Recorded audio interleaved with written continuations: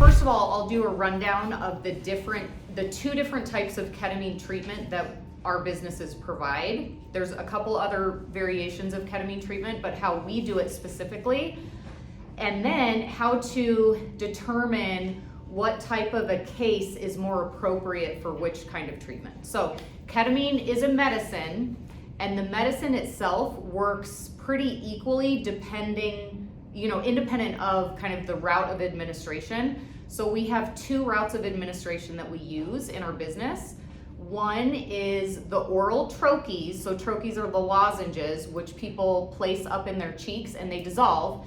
But we apply that with a breathwork protocol, and research has been done and found that using the breathwork protocol called ketamine-assisted breathwork, KAP, while the trochees are dissolving, increases the bioavailability of the medicine, so the person is having an equal type of experience as doing ketamine infusion treatment at the recommended kind of dosages, our starting dosages of ketamine via infusion.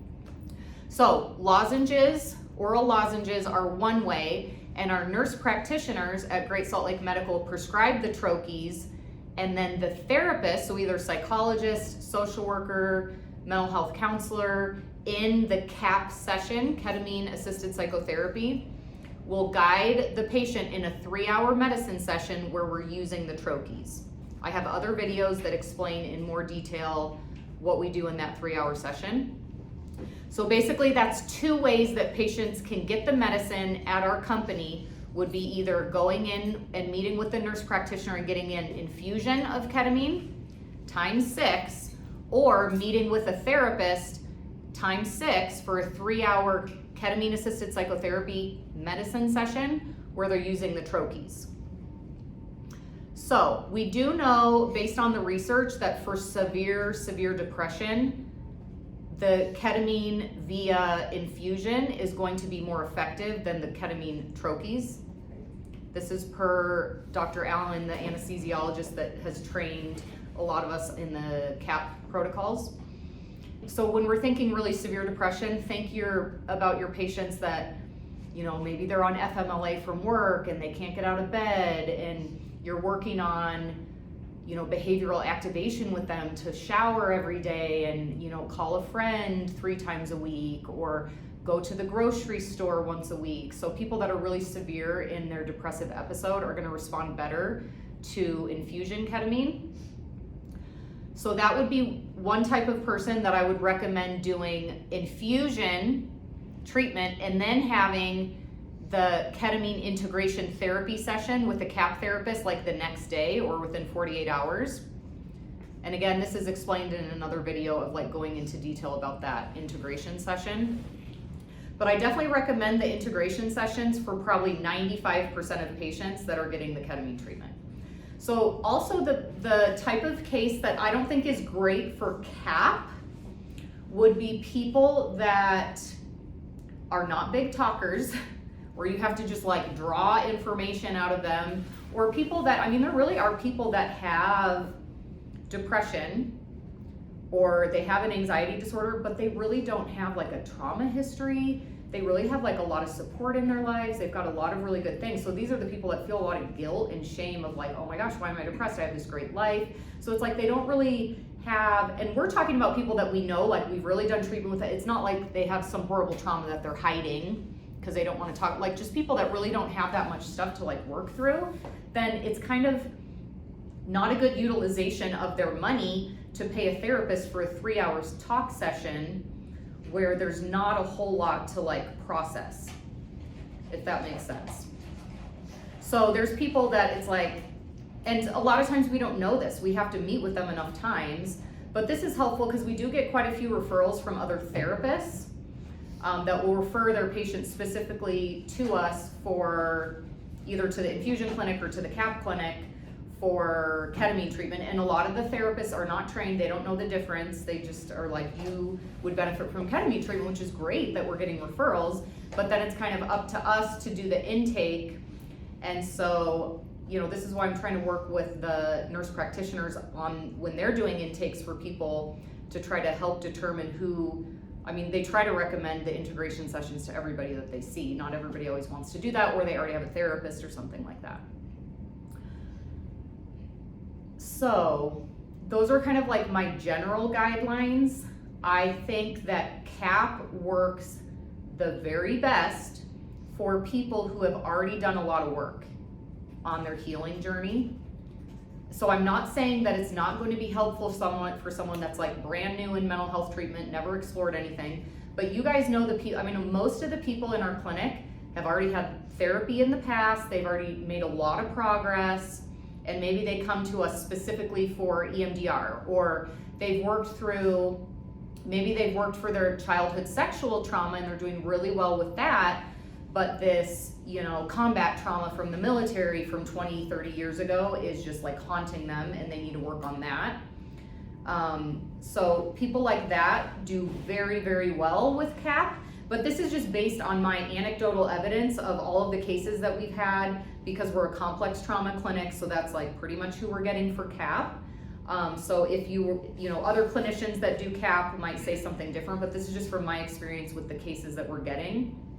It's gonna work a lot better for people that are pretty clear on what their, you know, either their cognitive stuck points are, or they're working in EMDR and they're just really having trouble like moving through it, or they have like a specific trauma that's really still very triggering for them, or even like panic disorders. You know, I'm thinking of people that to be able to work on some intentions in their ketamine treatment that will help them when those triggers come up, to be able to calm their nervous system so they can manage and get through.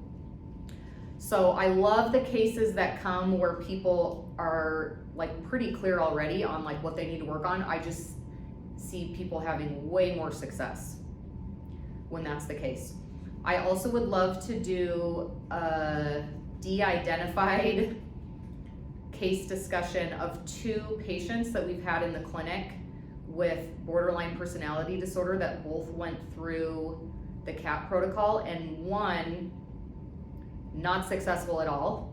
Not Jacqueline's fault. That was, you know, like Jackie did great in treating this person, and it was just like did not work at all because the person did not work it. And then I'm thinking of other people that, you know, one person in particular with kind of like classic borderline personality disorder symptomatology that's did great with KAP, you know? So having a personality, in all the psychedelic medicine conferences that I've been to over the years, they always say, you know, contraindications for psychedelic therapy, personality disorders is a contraindication, and I completely disagree with that. I think we have to really do, you know, an appropriate assessment, and it can really help getting collateral data from like a previous therapist or a current therapist or something like that. But sometimes we're just not going to know or be able to predict treatment outcomes for somebody with personality disorder, you know, like traits or diagnosis. Now, does anybody have any specific questions of either like an example of how would I determine like if infusion would be better or KAP? Can anybody think of any like specific questions or cases? We have a recent one. So she's a patient in the clinic doing DBT treatment, and she wanted to do ketamine treatment. So Brittany's already kind of educated her over the months about ketamine treatment. This person had like their partner and the partner's mom had done ketamine treatment, so she had kind of learned about it. And then I did the intake, the KAP intake with her, and we basically talked about the difference between infusion versus, you know, the infusion medicine session versus the KAP 3-hour medicine session. And then of course the integration sessions, 100% she needs the integration sessions. And she opted to do the infusion. So I think, you know, that's her choice and that's fine. I think she might have gotten a little bit more out of the 3-hour medicine KAP session, because then she could really work with the therapist while under the influence of the medicine during that last hour to really work on her goals. But it's not a bad thing, because then she gets, you know, these powerful doses of through the infusion, which the medicine's the medicine, so you're gonna have good, you know, treatment outcomes, whether it's infusion or the trochees. But I'm going to be really curious to kind of see what happens with this case in terms of the treatment outcomes of doing the 6. So she's doing weekly infusions, or maybe twice. I know the nurse practitioner recommended twice a week, but for integration sessions, it works better to do 1 medicine session a week and 1 integration session a week. So more to come on kind of what we notice about how that treatment went and the outcomes of that. But so that's kind of my overview of how I assess it. But at the end of the day, we're getting a lot of, I mean, especially Great Salt Lake Medical is getting a lot of people that are just Googling it, finding the clinic, they're hearing about it from a friend or something like that. They don't even know what ketamine integration therapy is, but a lot of people are open to it. And so we're getting a lot of people that we've never met, we've never treated in the infusion clinic. And then some of our cases that we're doing for KAP here in the clinic are existing patients. Some of them are referrals from other therapists. So if you guys think of any like specific questions, let me know.